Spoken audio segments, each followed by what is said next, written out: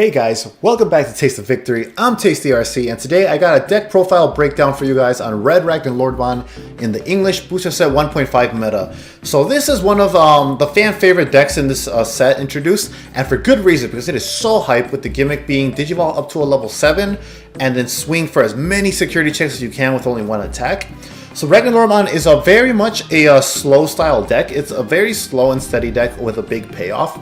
Because the thing is, you're digivolving into vanillas basically, because they don't have their own effects, but they have inheritable effects. And inheritable effects do not go live until a Digimon is digivolved over the Digimon with that effect. And they are very much vanillas, because the effect is, if this Digimon is level 7, gets security attack +1. And the goal is, to stack that evolution line up. So you're going to be playing slow a lot of the time. You're going to be hiding in your raising area a lot, because there's a lot of effects that can interact with and mess up your stack in Booster Set 1.5. So yeah, a lot of it's being hiding until you have a board where you're ready to get like at least 4 checks in one swing, ideally lethal in one swing, or rather you have lethal, you have 5 checks in one swing, 4 checks, and you got another body or 2 on field for lethal. So here is our actual deck. We have the ratios up at the top. So for babies, this is all like my preference from what I've been testing out. I suggest you use these as a starting point. Any and all videos like these, just as starting points, and just take out and add in as you feel comfortable with your testing. A bit of skepticism is always good when you see anything really. So let's go ahead and start with the babies. I am running the full 5, and I start with Bebinmon because its inheritable is when this Digimon has piercing, it gets plus 2000 DP, and because I'm always going to want to Digivolve for free into Ragnaloardmon, I'm always going to be waiting to see the Duranda. I will always have that live if I put it over, a Ragnaloardmon stack, so just be cautious of where you Digivolve and etc. So that plus 1000 is huge because it lets you swing over Omnimon, and then with everything else, in the inheritables and the rest of this deck, you could probably swing over anything safely in security. And then we have Digimon because it's a nice, not terribly conditional plus 1000 DP, because you always want to get those boosts up as high as you can. It's going to be a very popular baby going forward. We have Monotramon. It's just a 2-cost rookie, self-explanatory. It's really cheap to play, good for going wide.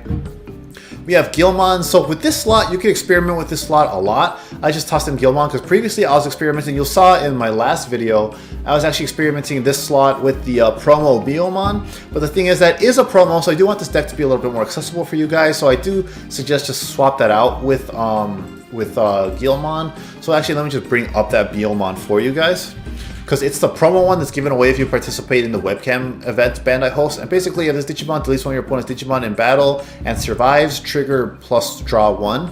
So because of the piercing, that's fairly often live, and you get to replenish your hand, was my thought. It's okay, but of course, more DP boosting is just as fine of a substitute. Then we have Zubamon. So Zubamon is on play, reveal the top 5 cards of your deck, add 1 Ragnaloardmon Digimon card and 1 Digimon with Legend's Arm in its type among them to your hand, and then place the remaining cards at the bottom of your deck in any order. So this card is fantastic because it's a searcher that helps you get to your pieces, and it can grab potentially 2 pieces from those top 5 cards revealed. So this is a fantastic card for consistency. If your opponent leaves you at 2, you can choke him at 1. It's basically an option with a security check body, basically. So I definitely like Zubamon a lot. Max it out for that search effect. Then we got the starter deck Agumon, because free, unconditional, plus 1000 is fantastic. Always going to be running that. Then we got Dark Tyrannomon, self-explanatory, plus 1 Digivolution. It's a vanilla. You'll see these in a lot of red lists. Don't need to explain it more than that. And then we have Zuba Igramon. So Zuba Igramon is part of the Duramon, Durandamon, the strategy to power up Ragnaloardmon. When this Digimon is level 7, it gains security attack plus 1. So the reason I'm only running this at 1 is because starter deck Greymon does the exact same job but better, because its security attack plus 1 is unconditional. So if you wanted to, you could swing right away with your ultimates or your megas before going into Ragnar. You still get the extra check off of that. Otherwise, Zuba Igramon is just waiting until you're level 7. So I do like ST Greymon a lot more of that, but I do want to run it just so I have more chances of hitting the Zuba Igramon search. So we are running that at 1 at least. Play with that ratio, however much you like it. Because it is 4 to hardcast, if you brick, that's another bonus. So definitely something to consider on the ratios on that. Next we have Kojdramon, blocker, pretty self-explanatory. Greymon, already mentioned why I'm running it, because that unconditional security attack +1. So now we get into our ultimates. So first up, Groundramon, same thing, vanilla. Being able to Digivolve into a level 5 for only 2 is huge, and is game swinging because it will let you not pass turn in some scenarios and be able to attack when you Digivolve. So fantastic card. We run 1 Larval Guardianmon for a total of 9 ultimates for more of those vanillas, you know, same idea, more consistency. And then we got into the spicy ultimate, that is Duramon, which is the same effect as Zuba Eagermon, which is while this Digimon is level 7, it gains security attack +1. So, you know, that's to power up the Ragnaloardmon strategy. You want to ideally get this underneath over a Zuba Eagermon or a Greymon, and then check for like 4 security in 1 turn. Then we have our Megas now. We have Durandamon. This Digimon gets inheritable piercing. So we're running this at 4 because, you know, Ragnaloardmon's effect lets you Digivolve it for free if you have this and then add it from your hands to the stack. Plus, inheritable piercing is just amazing for something as strong already as Ragnaloardmon. So that's why we maxed that one out. Make sure we always see it combo with Ragnaloardmon. Then we have 3 Phoenixmon for a total of 7 Megas. I don't like running too many Megas, but in this deck, your top end is insane, so it works out. Phoenixmon is for that cheap Digivolution cost. I actually kind of want to debate running this at 4, because ideally you want to Digivolve into this. So you got that Phoenixmon, you have your Mega, and then you have Durandamon still in hand to be able to go into Ragnaloardmon for free. You know, instead of hoping to have 2 Durandamons or something like that. But yeah, Phoenixmon is amazing. 2-cost vanillas are fantastic in this game. And then we have our level 7s. We have Durandamon himself, or rather, we have Ragnaloardmon himself. Security attack +1. So with the 2 Legend Arms underneath it, that's 4 checks in 1 swing. That's insane. So security attack +1, reboot, so you don't even have to worry about it being destroyed if, you know, being swung over by something if you swing with it. And then when Digivolving, you may place 1 Durandamon or Ludramon from your hand on top of this card's Digivolutions to gain 3 memory. So basically, yeah, this lets you Digivolve for free if you have the right card in your hand when Digivolving into it.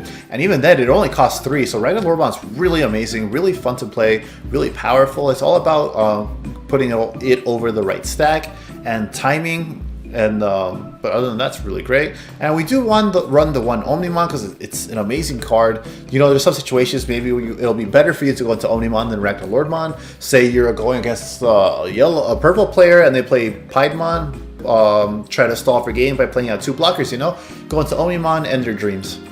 You know, crush their dreams, their hopes and dreams. So yeah, Omnimon still has a lot of place in this meta, and it will for the foreseeable future of the game. So definitely, if you have access to it, run it. If not, there's plenty of substitutes. You can just run another Gaia Force or a tie or something. And then we do have 3 Gaia Forces because this card's amazing. If you can run it, it's unconditional removal. You always want to see it in security more than hand, but there are situations where paying from hand is great too. So yeah, that card is fantastic. You go ahead and play around with that ratio. In 1.0 and 5, I say you could get away with running 4, but you know, with how many high-end top ends there are already in this deck, it's kind of bricky. So I would advise against that. So tech choices. So you could definitely run the booster set 1 tie, because, you know, with the Digivolution stack, you're always going to want to be Digivolving with this one for the max security checks. So this gives you another one, and you're basically able to check 5 security in 1 turn with Ragnaloardmon like that. And then you just need one other body on board to be able to swing for game. So tie is great for that. And then you do have the memory setting effect. My thing for me is, like, this deck plays really aggressive, and I personally don't feel like I have the momentum to give up to be able to play an entire 4-cost memory from my hand to get tie. I want to keep Digivolving up as fast as I can, especially since a lot of the game is spent turtling in the raising area. But again, that is up to you. You can play with those ratios for sure. Other rookies in red.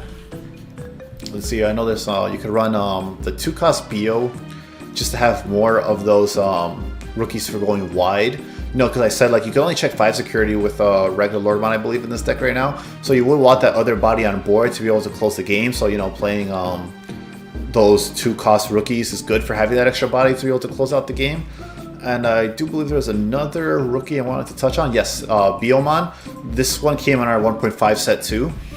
In our 1.5 set also. So on deletion, if it's your turn, gain 1 memory. So this is seeing play in more in like Blitz Greymon decks, because I think costs 4 to Digivolve into. So you want to be able to Digivolve without passing turn ideally, and then swing with piercing or something. Because, you know, it's hard to surprise them with the pierce when the thing costs 4 memory. But yeah, so it's not as useful in Ragnaloardmon because you're Digivolving for free off its effect anyways. But you know, for whatever reason, if you only have 2 memory or something, this is an option to be able to swing itself with security, get that free check, hope it gets deleted, and get an extra memory. So it's a good tech choice. And then, you know, up to you. You could also run the black versions of Zubamon. I believe it's Ludomon. Let's see here. Yeah, Ludomon, you could run that for more searchers, but the thing is, like, it's just, this could be another Gaia Force, or this could be a Tai, or something like that. So this is a popular strategy, but I personally would not run it, because I think it's kind of paradoxal. What do you call it? It's kind of oxymoron-ish, where, like, you think it adds to your consistency, but, you know, being this thing you can't digivolve over, basically being an option with the body, is kind of like, diminishing returns is the best way to describe it. So definitely, you know, test it out if you like to, but I don't personally like running it. But that is the Ragnaloardmon deck profile. Like I said earlier, a really hard matchup is going to be against Shine Greymon, just because its ability to interrupt your stack becomes really hard to come back from.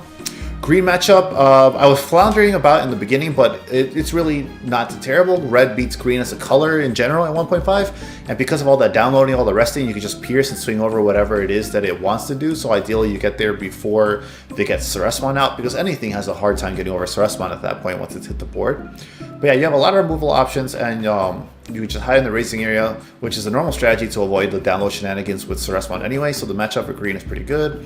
Blue matchup is pretty okay too. Not bad at all, because you're just a lot of the things with Ragnar honestly just ignore board and try to swing or pierce over things. So it is okay, but blue, if we're running like Imperial Dramon decks, just outpaces it too fast with jamming and stuff. So not the best matchup, not terrible, painfully okay. But yeah, that is the Ragnaloardmon deck. And again, if you want to build this deck or interested in getting singles, I am a TCG player affiliate now, thanks to the help of you guys. So do consider using that link in the description below. If you're using digimoncard.dev, you know, if you look here, they actually have links to the card. So if you want to support Orange Swim, who's putting all this together for us too, there's even a donate button over here. You say, please do support him as well, because he's doing a huge asset for the Digimon community. So that is this deck profile. I hope you guys enjoyed it. I hope you're looking forward to trying out this build or use it as a starting point for your own deck building. Let me know what other decks you want to see in the 1.5 meta. I know we got rogue decks coming up soon, but do let me know whatever else you want to see in the next video. And until that next video, remember to stay hungry until you get a taste of victory.